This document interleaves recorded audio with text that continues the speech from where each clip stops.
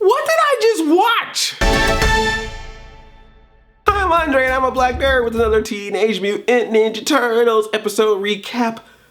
The Kraang conspiracy. I don't know what just happened. I don't even know where to begin with this episode. So first the turtles are running around and April's trying to join them. She wants to be part of the ninja team. Cool teens doing ninja things. But she's a human and they're mutants, so they can do things a little bit faster than her. They can run around faster and she's trying to catch up. So they kind of are seeing her as like, oh, April's kind of holding us back. Then they find out that some creepy old dude is like taking pictures of them and has all these pictures of April O'Neil and her family and has a picture of her as a baby.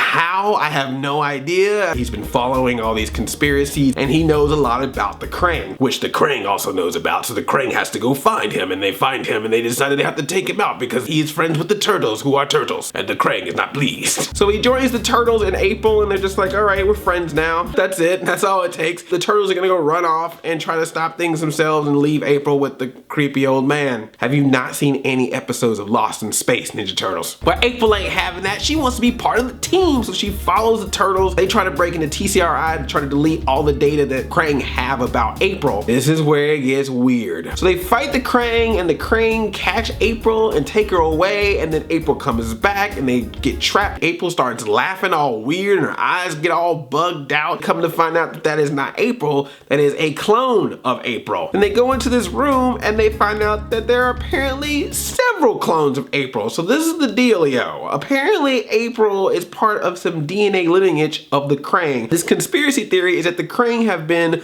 on our planet for several years, several generations of them messing with humans basically. They have to find a human DNA so that they can do the proper mutations on our planet. And April's mother apparently was taken away by the Kraang and somehow the Kraang DNA has now infused itself into April, making April a half human, half alien, making her basically a mutant.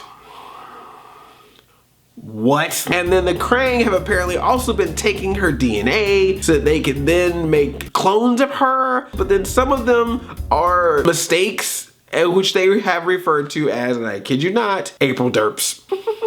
So there you go, My Little Pony fans. You want a derpy in your Ninja Turtles? You got it. Say hello to April Derp. Messed up, mutated face, but she has a little tentacle coming out of the side of her face with a real April face, and then she's just running around going derp, derp, derp, derp. I'm not making this up, people. I'm not making this up. Turtles fight April Derp while the real April is captured by the Kraang and they've got her locked down and she's stripped of her clothing. She's only wearing like a white one piece like you used to see old people wear back in the days in like the Waltons. She's just wearing that and no shoes, barefoot. She's like clamped down and I was expecting Dr. Telly to come out. But now the Kraang are about to just take a big giant needle to get some more DNA from her so they can make more clones, and then April like freaks out and yells and the yell makes everything shake and makes all the Kraang like go crazy, and then they get, I don't know what's happening right now. And then I completely forgot about the fact that April apparently has telekinesis, so she can actually listen to the Kraang as well as Kraang Prime. So she was able to hear Kraang Prime talk to the other Kraang about the possible invasion of Earth again, which they did last season. And then before the turtles get out, they let loose all of the Aprils, so then a bunch of Aprils are there, and then the turtles basically have to fight all of the Aprils, and once they figure out that all the Aprils are not real Aprils, they like beat the crap out of these Aprils. The actual April, the real April, is chopping off the heads of the fake Aprils, and then there's this whole sequence of the turtles beating all the other Aprils. It's like poses. It's not like they're actually doing a lot of fights. It's more like pew, pew, pew, but it's, you can see them basically going, I'm punching April in the face, because they're not real April, so it's cool. Apparently that's the rule of this show, just like with the foot soldiers that are robots now, where they can just stab them or stick things in their head or chop their heads off. I guess the rule of the Nickelodeon Ninja Turtles is if it's not a real person, even if it looks like a real person, you can basically maul them and then you're totally fine. You can chop them up to bits, you can make them explode, as long as they're not the real character. It's cool. Nickelodeon for your kids. And then Donnie does a DNA sample and finds out that April is half alien, half person. She is a mutant ninja April. Teenage Mutant Ninja April. Could you imagine if she was the Kraang in the 80s cartoon show? This is April O'Neil, Channel 6 News. Back away, Vernon. This is my story. I love this show.